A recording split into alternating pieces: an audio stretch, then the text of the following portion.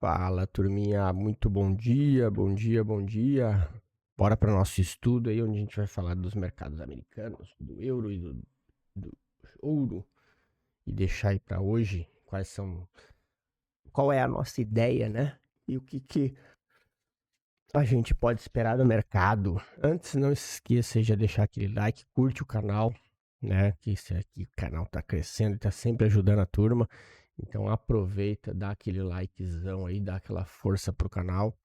E falando em mesa proprietária, né, turma? Não se esqueçam aqui, ó, a Apex ainda continuando, temos ainda 2 dias para aproveitar a promoção dos 90% de desconto nos testes de mesa. Então, corre que dá tempo ainda para a gente fazer mais contas. Lembrando, né, você pode sim operar até 20 contas dentro da Apex com replicador. Então, é uma grande chance para você, para a gente fazer dinheiro de verdade e bastante, tá? Aproveitem o desconto, o link e o cupom estão na descrição.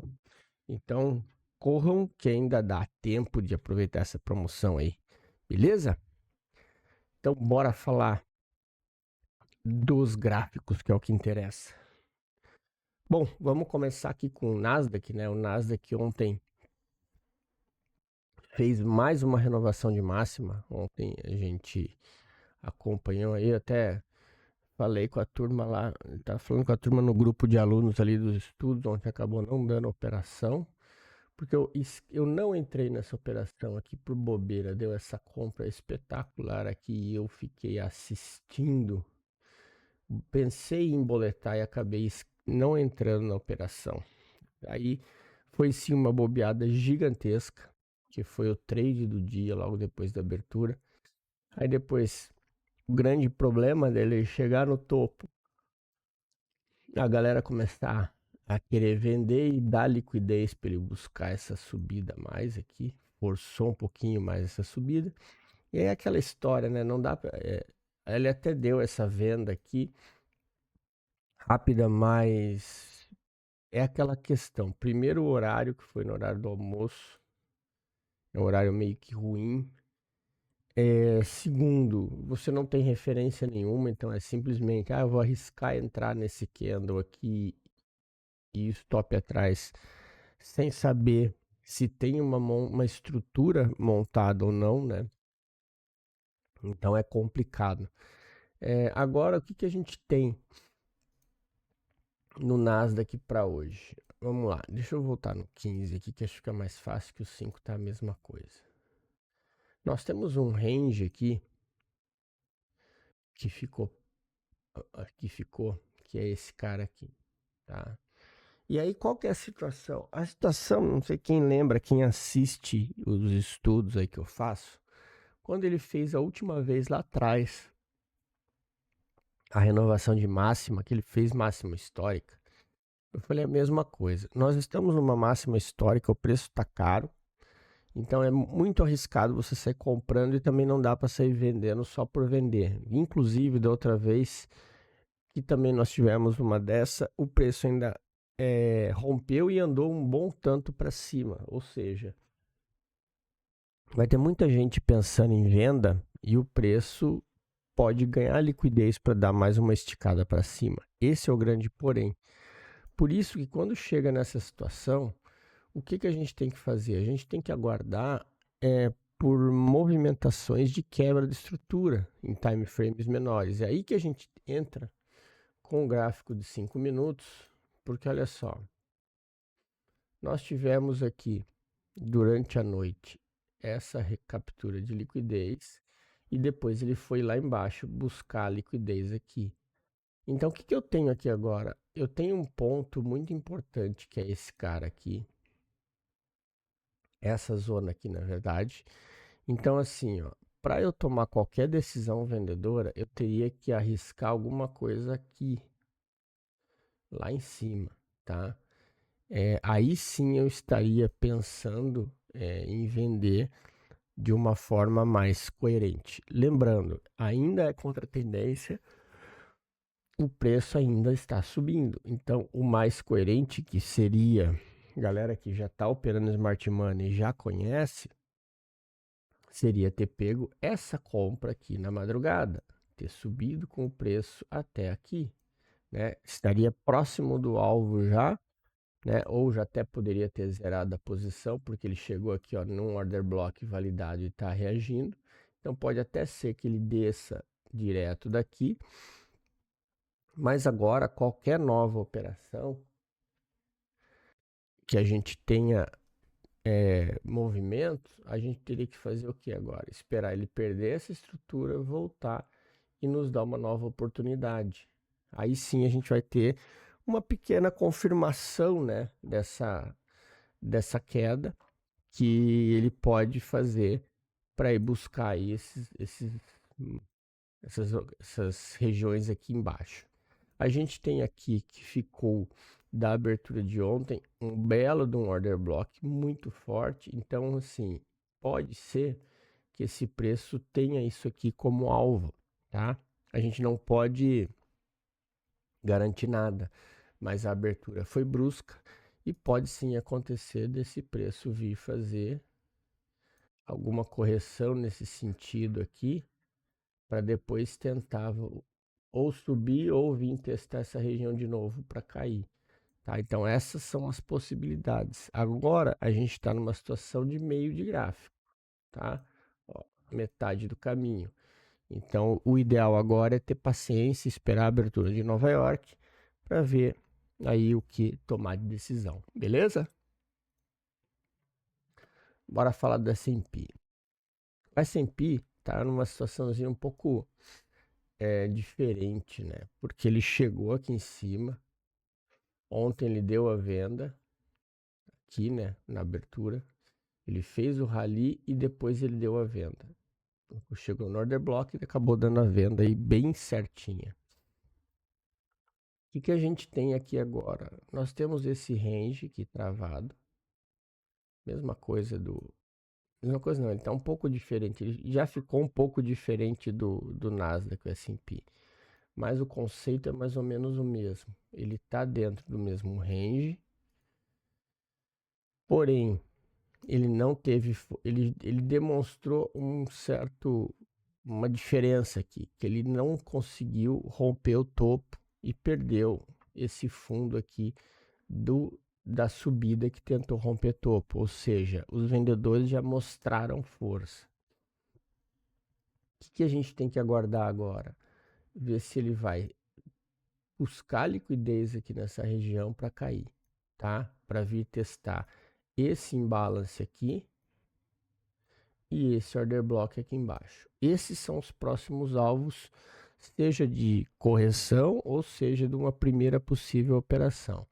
Aqui já reforça um pouco mais a gente arriscar vender, porque ele não teve força para romper o topo, tá? Então já tivemos aí uma reação vendedora nessa situação. Então já nos tem uma característica, só lembrando, isso aqui cria uma armadilha, então pode ser que a venda se dê aqui ou pode ser que ele ainda faça um sweep para cair. Além do que, ainda tem a possibilidade dessa região ser o catalisador para ele renovar a máxima, certo? Mas as probabilidades todas elas passam pela extremidade aqui do S&P, beleza? Então, isso que vocês têm que estar atentos. O que eu diria assim, ó, uma venda, no caso do S&P, uma venda mais nessa região aqui seria mais coerente. Se ele chegar muito perto desse limite aqui, isso já começa a se caracterizar como um sweep, uma liquidez de continuidade, porque aí nós teríamos o que?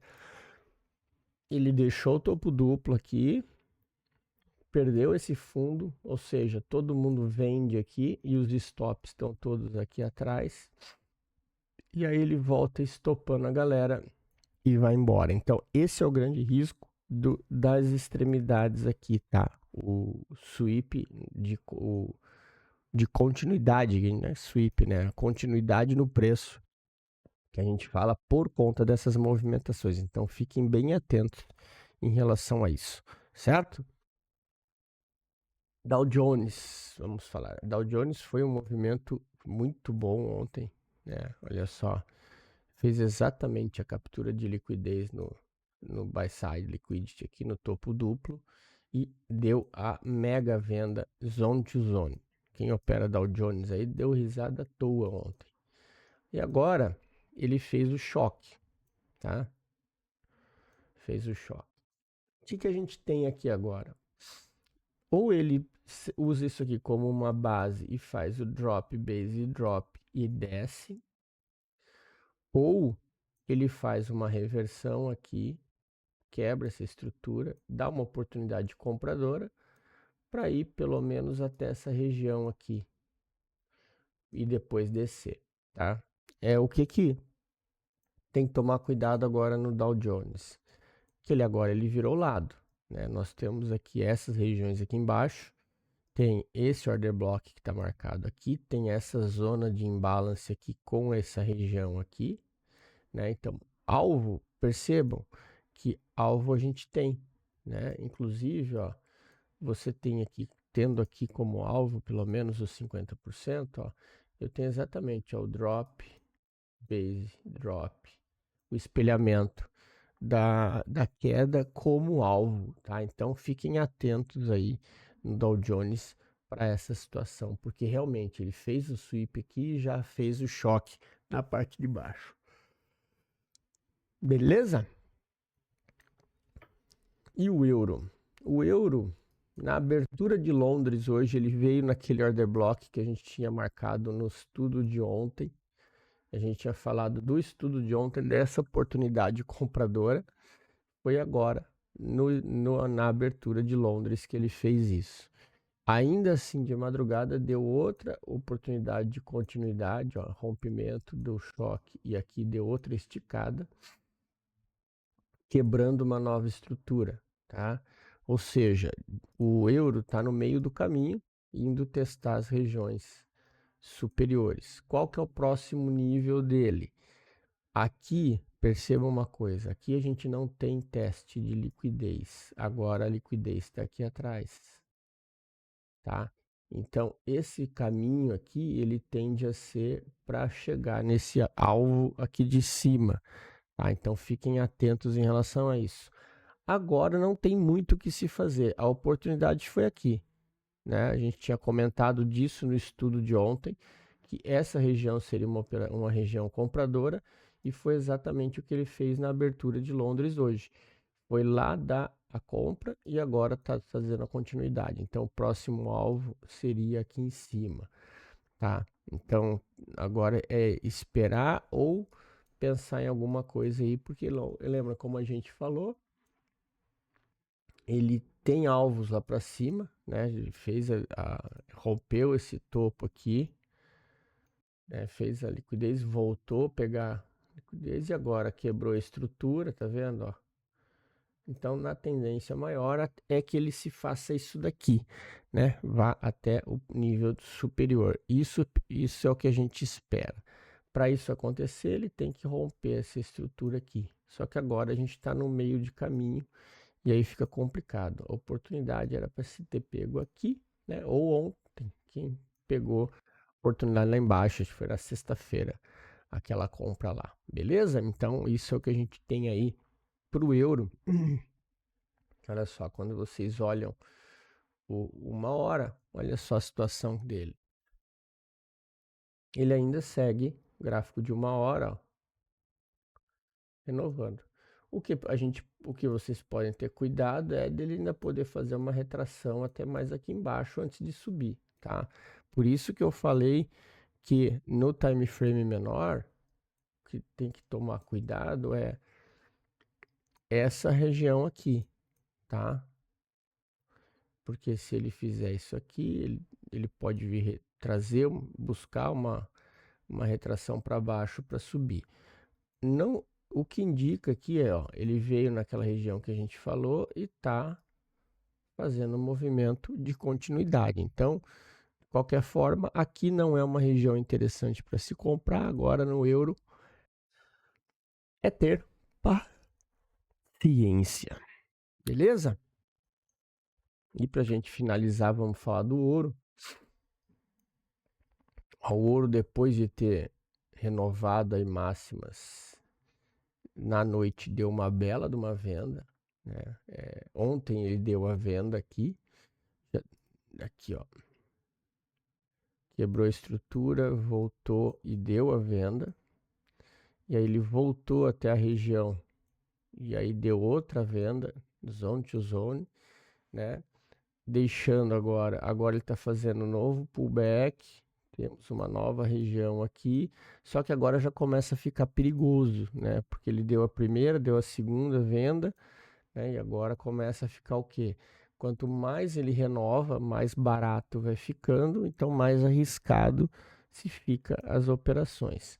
Mas e vocês percebam que a diferença aqui, ó, é a perda desse fundo,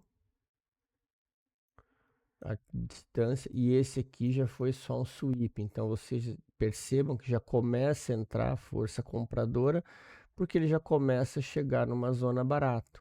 Então daqui a pouco ele chega numa região que ele já começa a tentar subir de novo, né? Agora a gente está exatamente no meio do caminho. Quando a gente olha pelas marcações aqui, vocês veem que a gente está na zona de equilíbrio do 15 minutos. E se você coloca numa hora, a gente está numa zona de oferta ainda, tá? Onde que eu tenho uma zona muito importante no ouro? Aqui embaixo. Essa região aqui, tá? Aqui é uma zona muito importante. Então, assim, existe sim uma possibilidade dele vir testar essa região aqui por conta disso aqui, ó.